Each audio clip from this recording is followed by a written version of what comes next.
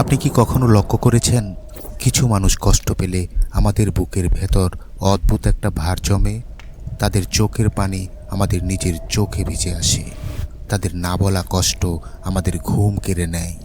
কিন্তু একদিন হঠাৎ আপনি আয়নার সামনে দাঁড়িয়ে দেখবেন আপনি আর আগের মতো নেই।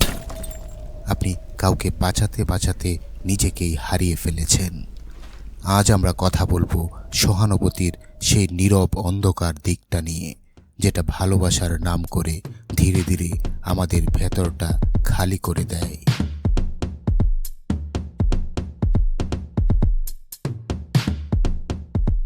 সহানুভূতি মানুষ হওয়ার সবচেয়ে সুন্দর গুণ। সহানুভূতি আমাদের মানুষ বানায়। অন্যের ব্যথা বোঝার ক্ষমতা এটাই আমাদের হৃদয়কে নরম রাখে।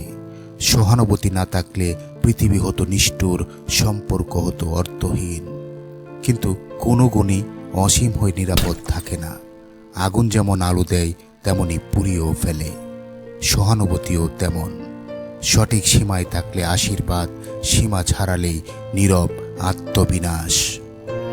কেন কাছের সম্পর্কগুলোতেই আমরা সবচেয়ে বেশি ভাঙি? অপরিচিত কেউ আঘাত করলে আমরা নিজেকে সরিয়ে নিতে পারি, কিন্তু যাদের ভালোবাসি তাদের জন্য আমরা দরজা বন্ধ করতে পারি না। কারণ কাছের মানুষ মানেই আমাদের দুর্বল দিকগুলো জানা মানুষ, যাদের সামনে আমরা শক্ত সেজে থাকি না, নিখুঁত হওয়ার ভান করি না। আর ঠিক সেখানেই সহানুভূতির সবচেয়ে গভীরভাবে জমে যায়।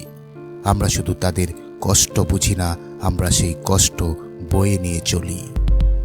কখন সহানুভূতি নিঃশব্দে ভাঙে? এটা হঠাৎ হয় না, এটা ধীরে ধীরে হয়। একদিন আপনি নিজের কথা না বলে অন্যের কথা শুনলেন, আরেকদিন আপনি ক্লান্ত হয়েও ঠিক আছে বললেন। এরপর একদিন আসে, সেদিন আপনি বুঝতে পারেন আপনি আর না বলতে পারেন না। আপনি সব দোষ নিজের ঘাড়ে নেন। আপনি বিশ্রাম নিলেও অপরাধ বোধ হয়। এই অবস্থাটা সহানুভূতি না, এটা আত্মবিসর্জন। এখানে ভালোবাসা থাকে, কিন্তু নিজের জন্য কোনো জায়গা থাকে না। সহানুভূতিশীল থাকা আর আবেগে জড়িয়ে পড়ার পার্থক্য, এ দুটো পার্থক্য খুবই সূক্ষ্ম। তাই আমরা বুঝতে পারি না কখন সীমা পেরিয়ে যায়। সহানুভূতিশীল মানুষ বলে আমি তোমার কষ্ট বুঝি, কিন্তু আবেগে জড়ানো মানুষ বলে তুমি ভালো না থাকলে আমিও ভালো থাকতে পারি না।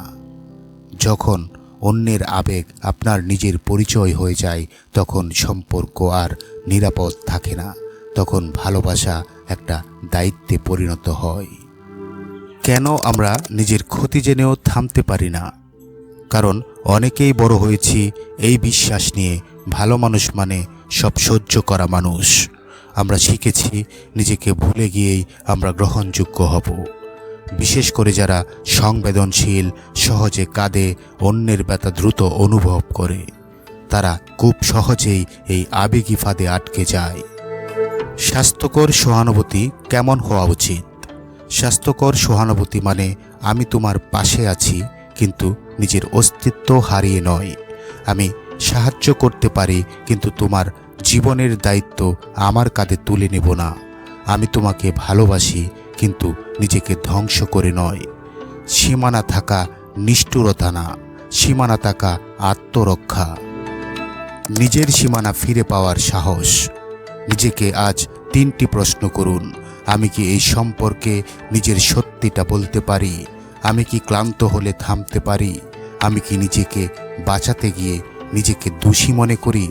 যদি এই প্রশ্নগুলো আপনাকে অস্থিরতায় ফেলে, তাহলে বুঝবেন আপনার সহানুভূতি আপনাকে কেটে দিচ্ছে। এই ভিডিওর শেষ প্রান্তে এসে আপনাদের বলতে চাই, সহানুভূতি খুব সুন্দর, কিন্তু সীমা ছাড়া সহানুভূতি নিজেকে নিঃশেষ করে। আপনি অন্যের ব্যথা বুঝতে পারেন, কিন্তু সেই ব্যথার ভিতর নিজেকে হারিয়ে ফেলবেন না। কারণ আপনি বেঁচে থাকলেই আপনি ভালোবাসতে পারবেন। আর প্রতিনিয়তই আমাদের ইউটিউব চ্যানেল এবং ফেসবুক পেজ থেকে শিক্ষা, সংস্কৃতি আর অনুপ্রেরণামূলক ভিডিওগুলো প্রচার করা হয়। তাই চাইলে আমাদের চ্যানেলটিকে সাবস্ক্রাইব করে রাখতে পারেন। কোনো কিছু জানার থাকলে কমেন্ট করতে পারেন, লাইক করে শেয়ার করে পাশে থাকতে পারেন। ধন্যবাদ সবাইকে। ভালো থাকবেন, সুস্থ থাকবেন। দেখা হবে নতুন কোনো ভিডিওতে, নতুন কোনো পর্বে।